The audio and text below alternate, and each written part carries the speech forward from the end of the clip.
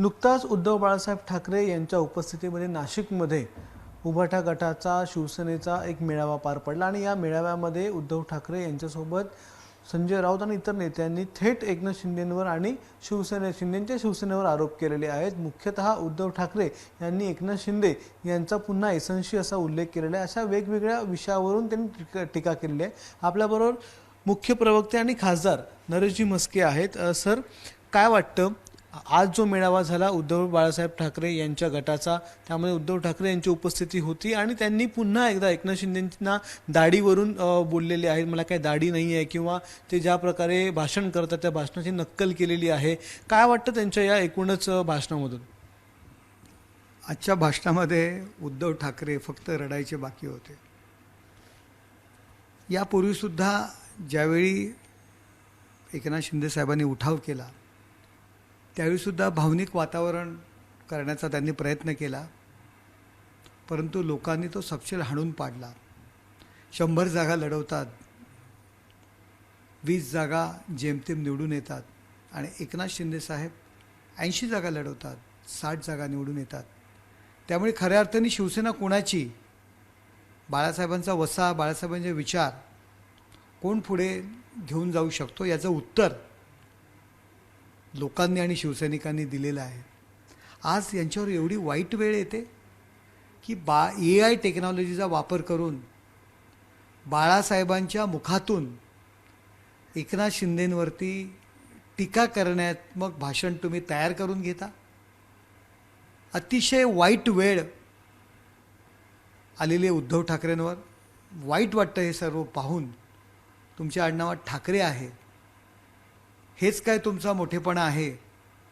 नाहीतर तुमची आत्ताची परिस्थिती केवलवाणी परिस्थिती आहे आणि आजच्या मेळाव्यातनं ही दिसून आलेली आहे। दुसरं म्हणजे EVMच्या संदर्भात त्यांनी पुन्हा एकदा मुद्दा काढला की EVMचा घोटाळा आहेच, पण ज्या प्रकारे भाजपने बूथ बांधणी केलेली होती मुंबईमध्ये त्याचं त्यांनी उदाहरण दिलेलं आहे। एक प्रकारे भाजपच्या बूथ बांधणीचं कौतुक त्यांनी केलेलं आहे आणि त्या प्रकारे आपण देखील बूथ बांधायला हवेत, बूथ मोर्चा आपण वळवायला हवा असं त्यांनी सांगितलेलं आहे। तर काय वाटतं, ही जी स्तुती केलेली आहे भाजपच्या बूथ बांधणीची, त्यावरून पुन्हा एकदा भाजपच्या दृष्टीने भाजपकडे चांगलं बोलण्याचा पुन्हा एकदा प्रयत्न झालेला आहे?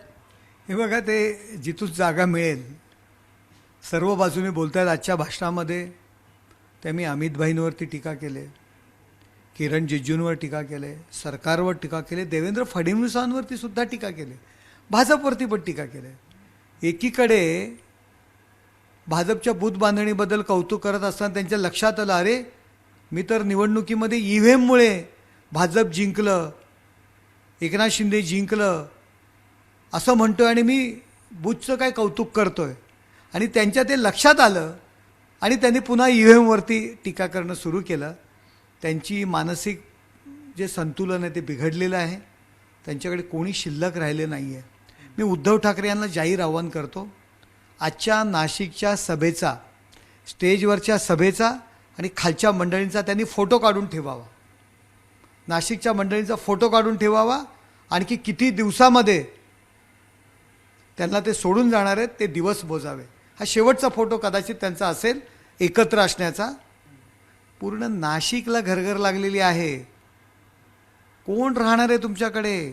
तुमच्या त्या स्टेजवरचे आणि खालती जे त्या हॉलमध्ये बसलेले 80% लोक आमच्याकडे प्रवेश करणार आहेत। लिहून घ्या आजची वेळ आणि आजची दिनांक लिहून ठेवा। उद्धव ठाकरे, हा शेवटचा तुमचा कदाचित फोटो असेल। छत्रपती संभाजीनगरमध्ये देखील 2 नेत्यांमध्ये काल भांडण झालं दिसून आलं, एक चंद्रकांत खैरे आणि अंबादास दानवे। भांडण तसं जुनं आहे, पण पुन्हा मातोश्रीला त्यामध्ये मध्ये पडावं लागलं। दोन्ही नेते मातोश्रीवर आले होते, त्यांना भांडण सोडवावं लागलं। नाशिकच्या मेळाव्यात आज दोघे जण नेते एकत्र दिसले। काय वाटतं, हा अंतर्गत कलह कधी थांबेल? मला यामध्ये खैरे साहेबांचं खूप वाईट वाटतं की इतके वर्ष त्या मराठवाड्यामध्ये त्यांनी संघटना वाढीसाठी प्रयत्न केलेला आहे आणि केवळ एकनाथ शिंदे साहेबांच्या करिश्म्यावर, एकनाथ शिंदे साहेबांमुळे त्यावेळी अंबादास दानवे निवडून आले आणि आज जागोजागी वरिष्ठ नेत्याचा पाण उतारा त्या ठिकाणी केला जातोय। त्यांनाही काही पर्याय उरलेला नाही आहे.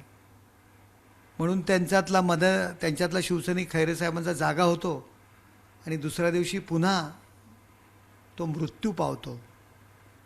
एक चंद्रकांत खैरे यांचं खरंच वाईट वाटतं आहे की ज्येष्ठ नेत्याला जी काही वागणूक त्या ठिकाणी दिली जाते, पण शेवटी त्यांचा नाईलाज आहे आणि म्हणून ते आज त्या ठिकाणी थांबलेले आहेत. मला वाटत नाही आणखी जास्त काळ ते त्या ठिकाणी थांबतील. वक्फ बोर्डाच्या संदर्भात सुप्रीम कोर्टात अनेक ज्या याचिका दाखल झाल्या होत्या त्या संदर्भात सुनावणी झाली आणि सुप्रीम कोर्टाने हे सांगितलेलं की हा जो कायदा आहे तो आम्ही मागे घेऊ शकत नाही. संसदेत मंजूर झालेला कायदा आहे आणि ज्या काही हिंसाचाराच्या घटना होत्या त्या देखील थांबायला हवा असं सुप्रीम कोर्टाने सांगितलं. पण दुसरीकडे आज उद्धव ठाकरे यांनी पुन्हा एकदा भाषणामध्ये वक्फ बोर्डाला जो विरोध त्यांनी केला होता त्याला समर्थन दिलेलं आहे आणि एक प्रकारे पुन्हा एकदा आरोप केला की या सगळ्या जमिनी या एका मित्राच्या घशात घालायच्या आहेत म्हणून हे वक्फ बोर्डाचं बिल जे आहे ते सुधारणा जी आहे ती पास केलेली आहे. तुम्ही वक्फ बोर्डाच्या सुधारणा समितीचे मेंबर होतात, समितीमध्ये होतात. काय वाटतं या वक्फ बोर्डाच्या वरून ज्या प्रकारे उद्धव ठाकरेंनी समर्थन आधी विरोध केला आणि आज त्याच विरोधाला समर्थन केलं भाषणामधून, आमचं हिंदुत्व तुम्ही काढू नका, आमचं हिंदुत्व व्यवस्थित आहे असं देखील सांगण्याचा प्रयत्न केला. दुतोंडी भूमिका ही उद्धव ठाकरेंची या ठिकाणी दिसून येते. आज बाळासाहेबांच्या नावाचा फक्त उपयोग केला जातोय. बाळासाहेबांच्या तोंडी एकनाथ शिंदेंच्या AI टेक्नॉलॉजीद्वारे देवेंद्र फडणवीस, एकनाथ शिंदे यांच्यावर टीका करून घेतली, टेक्नॉलॉजीचा वापर करून. बाळासाहेबांचा विचार यांनी कधीच बाळासाहेबांच्या विचाराशी गद्दारी केलेली आहे. हे गद्दार आहेत, त्यांना दुसऱ्यांना गद्दार म्हणण्याचा अधिकार काय हो? ज्या बाळासाहेबांची भूमिका होती, जो या घटनेमध्ये नाही आहे, हा वक्फ कायदा हा रद्द करावा. या देशामध्ये प्रत्येकाला न्याय मागण्याकरता कोर्टात जाण्याचा अधिकार आहे आणि या वक्फ कायद्यामध्ये कोर्टात जाता येत नाही आहे. असा कायदा कशाला पाहिजे? बाळासाहेबांचं म्हणणं होतं कायदा रद्द करा. अहो, याला पाठिंबा द्यायचं सोडा. यांचे तो अरविंद खान, त्यांचे जे खासदार आहेत ना, जनाब अरविंद खान यांनी सभागृहामध्ये शिर्डी असेल, सिद्धिविनायक असेल, हिंदू देवतांच्या ट्रस्टवर मुस्लिम प्रतिनिधी ठेवणार का, हा नवा मुद्दा त्या ठिकाणी मांडला. ठेवायला पाहिजे अशा पद्धतीची वक्तव्य केली. जेव्हा कायदा बाळासाहेब रद्द करा म्हणत होते, त्या सुधारणा कायद्याला सुद्धा यांनी पाठिंबा दिला नाही. कुठे आलं यांचं हिंदुत्व? वक्फ आणि हिंदुत्व. अहो, कित्येक हिंदूंची मंदिरं त्या ठिकाणी कोणतरी नमाज पाडत होतात म्हणून ताब्यात घेतलेली आहे. तो श्री मलंगड, अनेक ठिकाणची मंदिरं, गावागावातली मंदिरं ताब्यात घेतलेली आहेत. ASIच्या अंतर्गत असलेली अनेक प्रॉपर्ट्याज, अनेक संरक्षक जी का आपली देवस्थानं आहेत ती सुद्धा वक्फने त्याच्यावर अधिकार सांगितलेले आहेत. कित्येक हिंदू लोकांची गावच्या गावं वक्फच्या अधिकाराखाली या वक्फ बोर्डाने ताब्यात घेतलेली आहेत आणि आपण त्या वक्फ सुधारणा बिलाला विरोध करता. बाळासाहेबांची भूमिका विसरलात आणि काय खोटं सांगताय लोकांना. कुठल्या कलमाच्या आधारे वक्फकडच्या असलेल्या जमिनी अदानीला देता येतील हे जरा बाहेर स्पष्ट करा ना. ते वक्फ बिल जरा समजून घ्या हो, जरा अभ्यास करा. बजेट तुम्हाला समजत नाही हे तुम्ही मान्य केलेलं आहे, पण वक्फ सुधारणा कायदा जरा वाचून घ्या. कुठल्या कलमाच्या आधारे, माझं जाहीर आव्हान आहे, जो मुस्लिम समाजाला चुकीच्या पद्धतीने सांगून त्यांना भडकवलं जातं ना की तुमच्या जमिनी अदानी आणि आणखी कुठल्या व्यापारी मित्रांना द्यायच्यात, कुठल्या कलमाच्या आधारे ती जमीन अदानीला देता येणार आहे, कुठल्या कायद्याच्या आधारे, कुठला त्यात बदल केला आहे, हे थोडं जाहीर करा ना. कशाला खोटं बोलता? खोटं बोलायचं ते पण रेटून बोलायचं. ही परिस्थिती केवल वाणी अवस्था. आजच्या सभेत तुमचं भाषण ऐकून आमच्या पाहायला वाईट वाटतंय की तुमच्या नावामध्ये ठाकरे आहे, वाईट वाटतंय. आणि एकेकाळी आम्ही तुम्हाला नेता मानलं होतं याचं सुद्धा वाईट वाटतंय. एक शेवटचा प्रश्न विचारतो.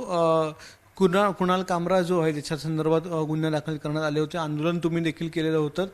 त्याला हायकोर्टाने आता कुठे ना कुठे संरक्षण दिलेलं आहे, त्याच्या अटकेपासून संरक्षण दिलेलं आहे. हायकोर्टाचा निर्णय आत्ताच आलेला आहे. काय वाटतं, तुमचं आंदोलन, तुमचा विरोध चालू राहील? कुणाल कामरा यांनी माननीय उपमुख्यमंत्री आमचे नेते एकनाथ शिंदे साहेब यांच्यावर टीका केली. कुणाल कामरा यांनी नरेंद्र मोदीजी, अमितभाई शाह यांच्यावर टीका केली. कुणाल कामरा यांनी आपल्या अर्थमंत्री निर्मला सीतारामन यांच्यावर टीका केली. सगळ्यांवर टीका केली. त्याला तर बक्षीस द्यायला पाहिजे ना, त्यांना प्रसाद द्यायला पाहिजे. कोर्ट काय करतं, कोर्टाने निर्णय काय घेतला ते घेईल, पण आम्ही तो प्रसाद त्याला नक्की देणार. महाराष्ट्रामध्ये आम्ही त्यांचं स्वागत करणार. कसं स्वागत करणार ते आल्यानंतर तुम्हाला कळेल, तुम्ही पाहाल कुणाल कामराचं स्वागत आम्ही कसं करणार ते.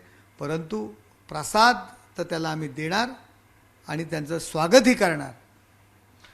एक मुद्दा तुम्ही मगाशी उचलला होता, ममता बॅनर्जींचं सरकार जे ते बरखास्त करावं. काय नेमकी मागणी होती तुमची? बघा, पश्चिम बंगालमध्ये ज्या पद्धतीने काश्मीर पंडित यांच्यावर काश्मीरमध्ये ज्या पद्धतीने अत्याचार केले, त्यांच्या प्रॉपर्ट्या ताब्यात घेतल्या, त्याला हाकलून दिलं. सेम मुर्शिदाबाद आणि यासारख्या ठिकाणी हिंदूंवर हल्ले केले जात आहेत. पोलिसांसमक्ष हिंदूंच्या प्रॉपर्ट्या, गाड्या जाळल्या जात आहेत. हिंदू पश्चिम बंगालमधून पलायन करतायत. हिंदूंवरती अनेक अत्याचार त्या ठिकाणी चाललेले आणि केवळ मतांकरता ममता बॅनर्जी त्याकडे डोळेझाक करतायत. लाज वाटते. त्यांचे नेते असं म्हणतायत की हिंदूंवर हत्या करण्याकरता मुस्लिम लोकांच्या वेशामध्ये हिंदूच येत आहेत आणि हिंदूंवर हल्ले करतात. अशा पद्धतीची विधानं ममता बॅनर्जी करतात. केवळ त्या ठिकाणी मतांची लाचारी करता. बांगलादेशातून लाखो मुस्लिम या पश्चिम बंगालमध्ये निर्वासित म्हणून आलेले आहेत आणि वोट बँक करता, वोट बँकेचं राजकारण करण्याकरता ममता बॅनर्जी यांनी त्यांची पाठराखण केलेली आहे. आणि मुस्लिमांचं तुष्टीकरण करण्याकरता हिंदूंवरती जे हल्ले होत आहेत त्या ठिकाणचं सरकार कुचकामी ठरलेलं आहे, हिंदूंचं रक्षण करू शकत नाही आहे.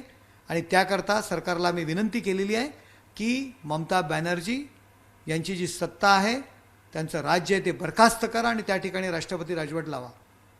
धन्यवाद सर आमच्याशी बातचीत केल्याबद्दल. तर उद्धव ठाकरे यांनी जी टीका केली त्या टीकेला प्रत्युत्तर हे खासदार नरेश म्हस्के यांनी दिलेलं आहे. आता पाहूयात, याचवरून वक्फ बोर्ड विषय असेल किंवा EVMचा विषय असेल किंवा भाजपची बूथ बांधणी असेल, यावरून ज्या प्रकारे उद्धव ठाकरे यांनी अनेक विषयांवर बोललेले आहेत भाषणामधून, त्यातून आणखीन काय प्रतिक्रिया उमटतात हे देखील बघणं महत्त्वाचं ठरणार आहे. कॅमेरामन विनयसह अक्षय भाटकर, ABP माझा, ठाणे. ABP माझा, उघडा डोळे बघा नीट.